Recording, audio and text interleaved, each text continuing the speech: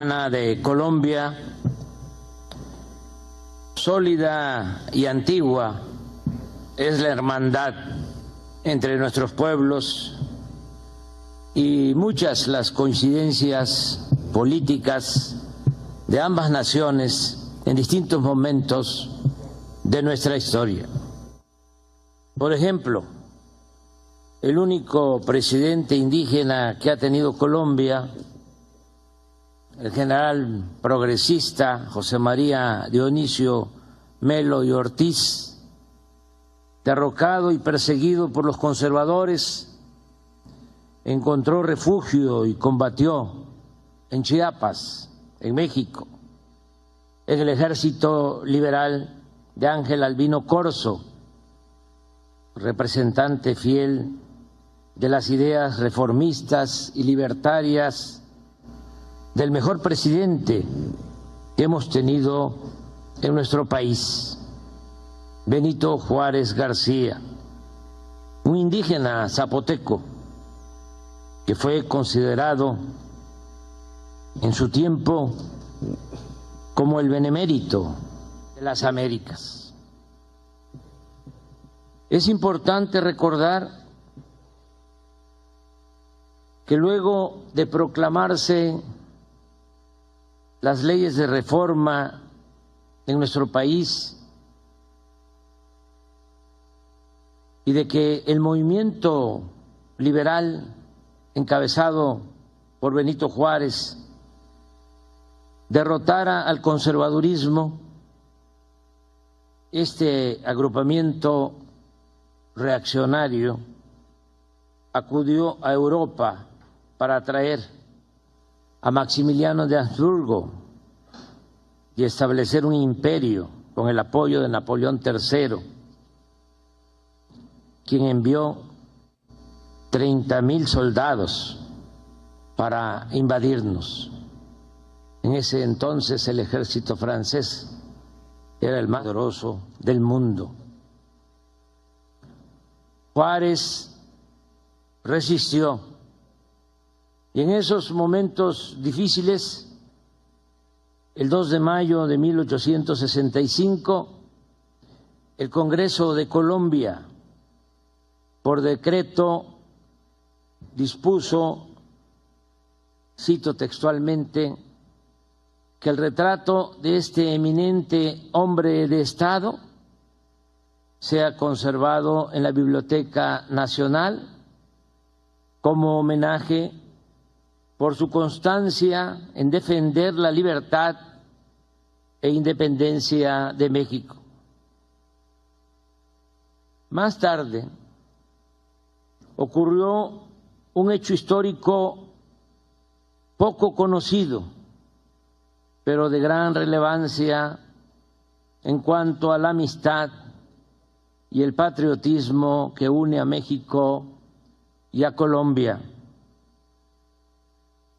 En 1894 convivían en Costa Rica revolucionarios de varios países de América Latina y del Caribe, y entre ellos destacaban los cubanos y los colombianos. Allí estaban Antonio Maceo, precursor junto a José Martí de la independencia de Cuba, y ahí residían también revolucionarios liberales colombianos como el general Avelino Rosas, su hombre de confianza, el periodista y escritor Francisco Pereira Castro, así como el célebre general Rafael Uribe, también amigo de Maceo, y quien habría de inspirar a Gabriel García Márquez para darle vida al coronel Aureliano Buendía en su célebre novela 100 años de soledad. En Costa Rica también estaba asilado un revolucionario mexicano, Catarino Garza Rodríguez, el cual tuvo la osadía de organizar una guerrilla en Texas y llamar al pueblo de México a derrocar al dictador Porfirio Díaz 18 años antes de que lo hiciera Francisco I. Madero, nuestro apóstol de la democracia. Catarino llegó a Costa Rica y tenía dos opciones: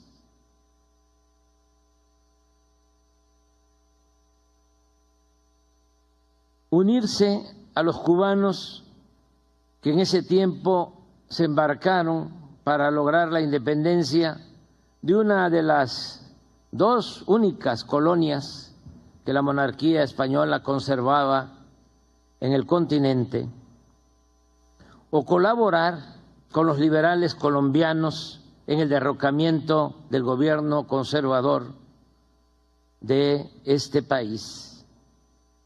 En ambos casos, como él mismo decía, se trataba de ayudarlos para que luego lo ayudaran a él en su lucha contra Porfirio Díaz, a quien llamaba el zar de México. En una carta a su esposa, Catarino escribía: quizá me sea necesario ayudar a otros pueblos primero para que después me ayuden a mí. Con este ideal de revolucionario internacionalista, en marzo de 1895, Catarino, encabezando a 30 guerrilleros, salió de Puerto Limón, Costa Rica, para desembarcar en Bocas del Toro, del entonces departamento colombiano de Panamá. El objetivo era la toma del cuartel de Bocas del Toro, pero en los primeros combates el revolucionario mexicano perdió la vida y ahí quedó, enterrado en una fosa común, junto con Pereira y otros combatientes. Así como nosotros estamos ahora, por solicitud del presidente Gustavo Petro, ayudando a encontrar en la Trinitaria Chiapas los restos del general Melo para que sean devueltos a Colombia. En Panamá existe un equipo de expertos haciendo otro tanto para que podamos repatriar los restos de Catarino. En nuestro interés de conocer más sobre este guerrillero internacionalista mexicano, nos ayudó mucho el testimonio del comandante colombiano Donaldo Velasco, encargado en ese entonces del regimiento militar de Bocas del Toro y Colón, quien tuvo el acierto de publicar un folleto en el que narró con buena prosa lo sucedido durante el malogrado desembarco. A pesar de su conservadurismo, Velasco dejó de manifiesto su profunda admiración por Catarino Garza, al sostener: no era en mi concepto el bandido vulgar que retratan los norteamericanos. Aún después de muerto, inspiraba respeto. En un recuento somero y en homenaje a estos hombres de ideales revolucionarios, el mismo año que murieron Catarino y Pereira, dejó de existir José Martí. A Maceo lo asesinaron en 1896, a Rosas en 1901. Poco después, en México, ofrecieron su vida por la justicia y la democracia Francisco I. Madero, Emiliano Zapata, Francisco Villa, Ricardo Flores Magón y muchos más. También en nuestro país, en 1929 fue asesinado el líder cubano independentista Julio Antonio Mella. En 1934, en Managua, fue traicionado y ultimado Augusto César Sandino, el general de Hombres Libres. 1948, hicieron lo mismo aquí, en Colombia, en Bogotá, con el político liberal Jorge Eliezer Gaitán. En tiempos más cercanos fueron víctimas del conservadurismo y de la arrogancia hegemónica el insigne guerrillero Ernesto Che Guevara y el más demócrata de los políticos latinoamericanos, Salvador Allende.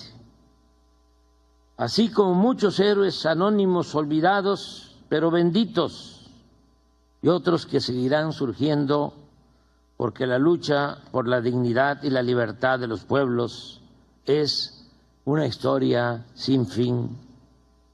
Amigo, hermano y compañero presidente Gustavo Petro, como usted y otros colombianos saben, nuestros pueblos siempre se unirán en la búsqueda de la libertad, de la justicia, de la democracia y en la defensa de nuestras soberanías. Tuve la fortuna de conocer y ser amigo del Cervantes de nuestra América, Gabriel García Márquez, quien decidió tener como segunda patria a nuestro país. Este hombre inteligente, respetuoso y humanista siempre llevaba a Colombia prendida en el corazón y al mismo tiempo defendía sin titubeos el derecho inalienable y sagrado de la soberanía de los pueblos de nuestra América. A diferencia de otros que optaron por la indefinición y el coqueteo con la oligarquía y los poderes hegemónicos, el Gabo prefirió ponerse cera en los oídos para no escuchar el canto de las sirenas. Yo vengo a Colombia ahora, presidente Petro, a decirle lo evidente, que usted puede contar con nosotros, que conocemos su trayectoria como luchador social, que admiramos su honestidad y su patriotismo. Celebramos que Colombia y su pueblo estén viviendo un momento estelar en su historia fecunda, sobre la hermandad de nuestras naciones. Déjenme presumir. Baste recordar lo que antes se decía en Colombia: los de la oligarquía de aquí se creían ingleses, los de la izquierda de aquí franceses, pero los del pueblo colombiano, el pueblo colombiano se sentía mexicano. Que viva Colombia y que viva México.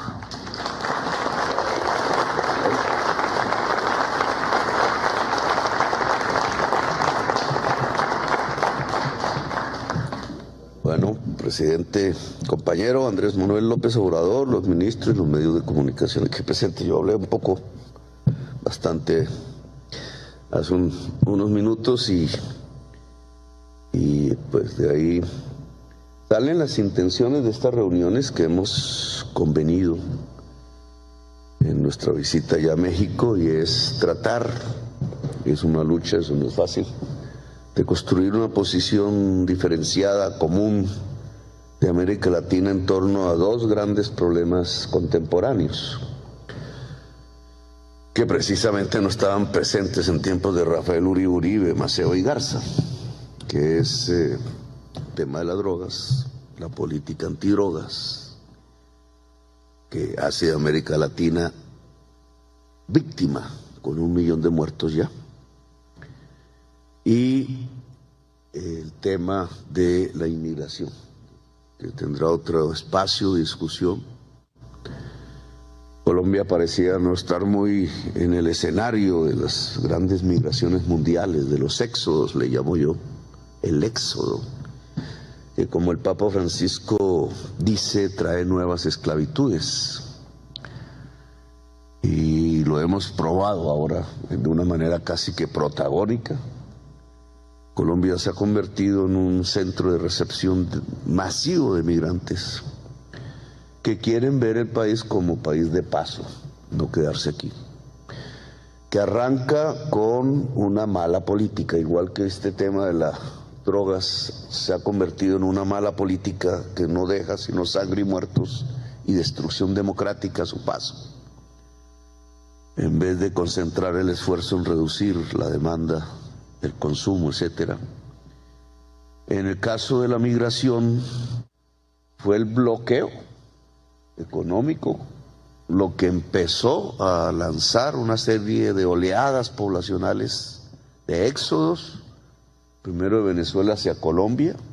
Nosotros, más que bien, y hay que decirle a Duque que se le felicita, no provocó una política xenofóbica.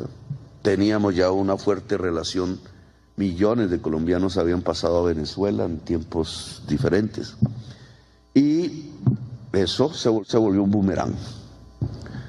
Ese flujo se repartió por toda América, inició como en una especie de imitación otros flujos de otros pueblos, ecuatorianos, colombianos, haitianos, afganos, chinos, de muchas partes de Asia, y empezó un flujo partiendo de Colombia por el tapón del Darién, se llama así, una selva inhóspita. Comenzó por centenares, ahora son miles al día, 3.000 más pasan al día, con niños, con niñas, mujeres.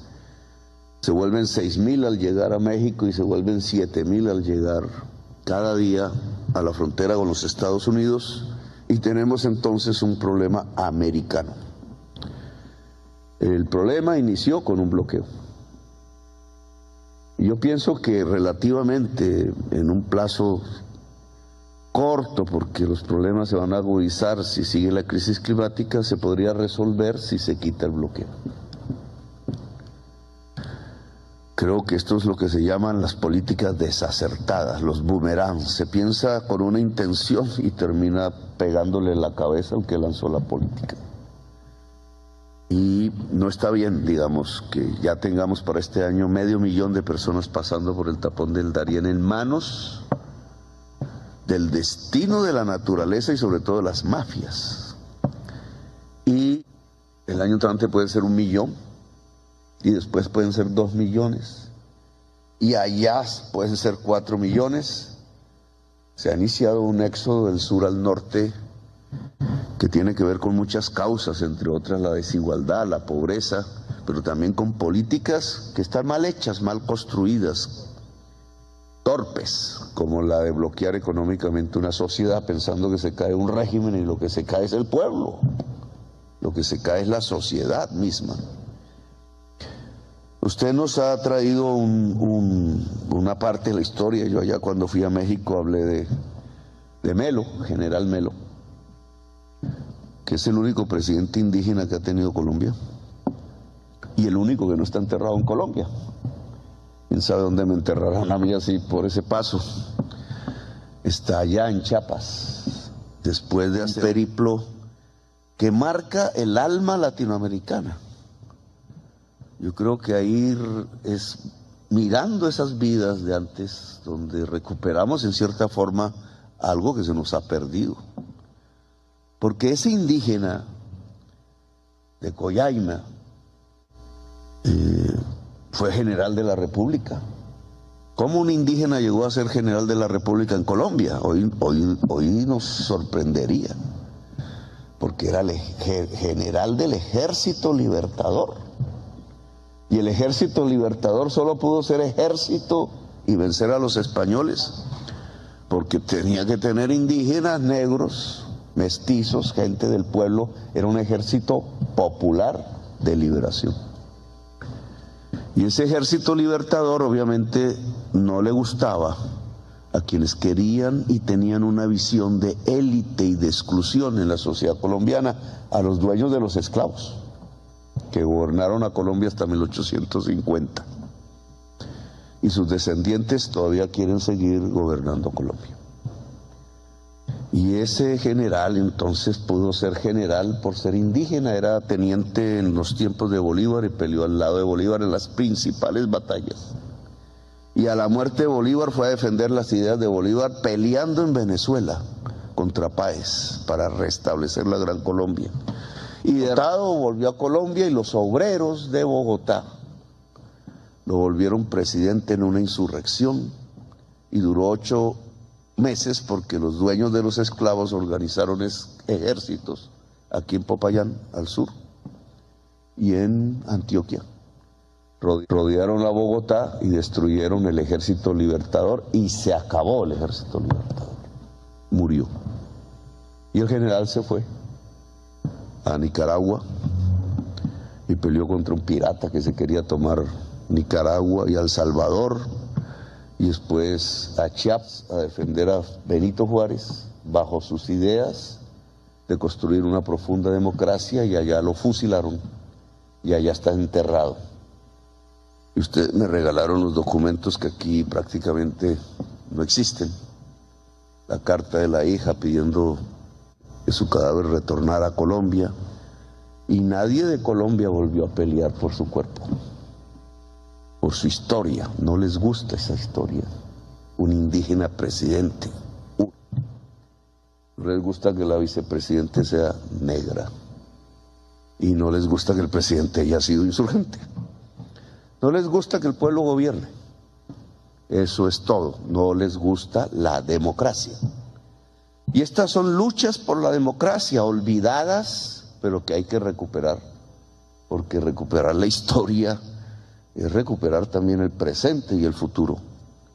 Por eso este evento que yo no conocía y que usted me enseñó, también tiene una enorme enseñanza en la historia latinoamericana. Es que no nos creíamos de un país y extranjeros de los otros. Nos creíamos el mismo pueblo. Por eso Melo iba a Venezuela a pelear, y por eso iba a Honduras, y por eso iba a Nicaragua, y por eso muere en México, y por eso Bolívar nace en Caracas, pero muere en Santa Marta. Y por eso el Che nace en Argentina, pero muere en Bolivia después de hacer una revolución. Y por eso nosotros somos así, y hay que recuperar ese espíritu. Por eso se reunían a la luz de las velas en esa aldea que debió ser en ese entonces Bocas del Toro, República de Colombia, que hoy no es de Colombia, porque parte de esa historia tiene que ver con eso. Se reúnen estas 3 personas de película. Caterina Garza, que es el mexicano que ha luchado al interior de los Estados Unidos, él tratando de recuperar el territorio de México, que ahora se llama Texas. Antonio Maceo, que lucha por la independencia de Cuba, y Rafael Uribe Uribe, nuestro general de las 1000 batallas, que muere asesinado en 1914 a hachazos frente al Congreso de Colombia. Era el único senador liberal en medio de un Congreso conservador. Había hecho un acuerdo de paz. Todo esto es importante. Había hecho un acuerdo de paz con los conservadores después de la guerra de los 1000 días. Esa guerra le permitió a los Estados Unidos quitarnos Panamá. Por eso Bocas del Toro ya no es de Colombia. era de Colombia ahí. Estaban reunidos los revolucionarios liberales queriendo profundizar la democracia en toda América en un pueblo de Colombia, a la luz de las velas, causando la insurgencia. Él hizo la paz, tantas veces intentada en Colombia, un proceso de paz, y se acabó la guerra en las 1000 días, que quizás es una de las peores que hemos tenido. Nosotros vivimos en guerra perpetua. Y después de hacer la paz, dando sus discursos en el Senado, sale un día y a los pocos metros de la salida del Congreso de la República, con hachas lo matan 2 personas, al parecer contratadas en ese momento por el jefe de la policía y la curia. ¿Cuál el pecado de Rafael Uribe Uribe en ese momento para recibir la pena de muerte? Pelear por la educación pública. Rafael Uribe Uribe quería un sistema de educación pública en toda la República de Colombia. Y esa fue la causa por la que lo mataron. Y ahora, si uno mira un debate local de los tantos que hay aquí en Colombia, precisamente alguien está proponiendo acabar con la educación pública a partir de que el presupuesto público se entregue en bonos para que los niños y las niñas estudien en colegios privados. Lo cual, de entrada, dado que el colegio privado es más caro y tiene utilidad, acortaría completamente la cobertura de quienes podrían estudiar, pero es un ataque a un principio democrático fundamental, la educación pública, que este gobierno piensa es fortalecer, no acabar.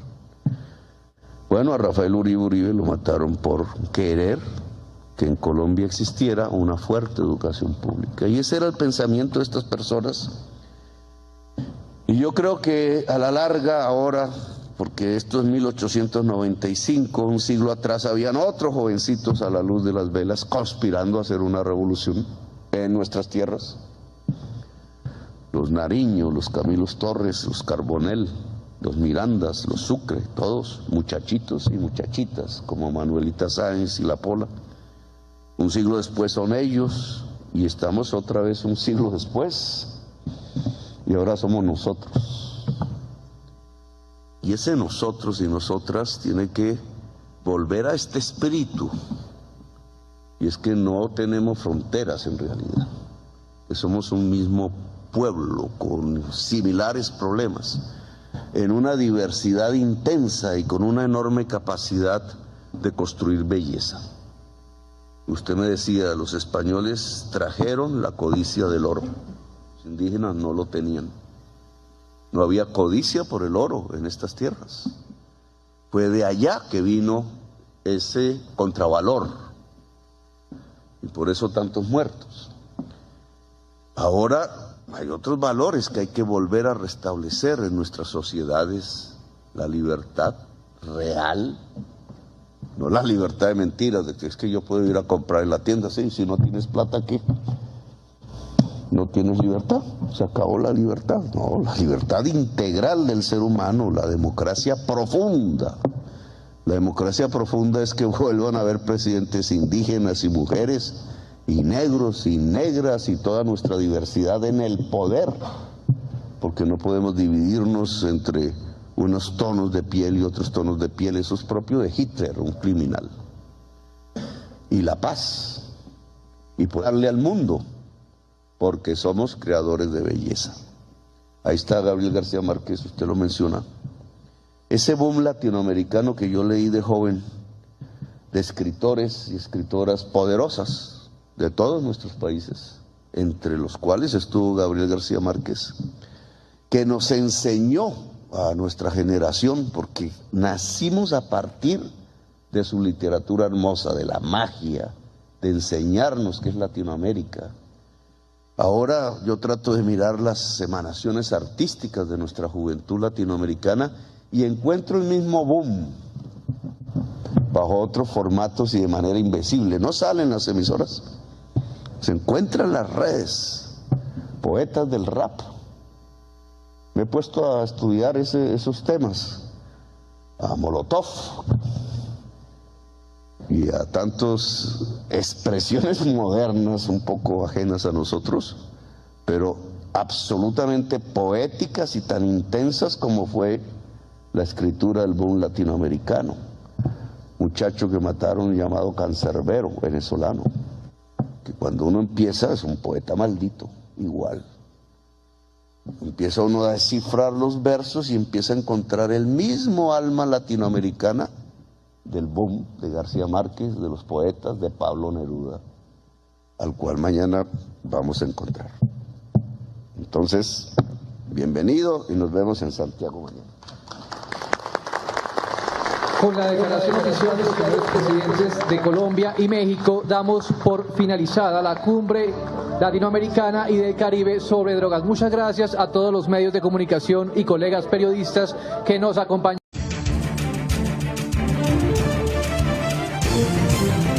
Desde el aire, en 360 grados, con transmisiones en vivo desde el lugar de los hechos, con la mayor tecnología, pero sobre todo, con objetividad e imparcialidad.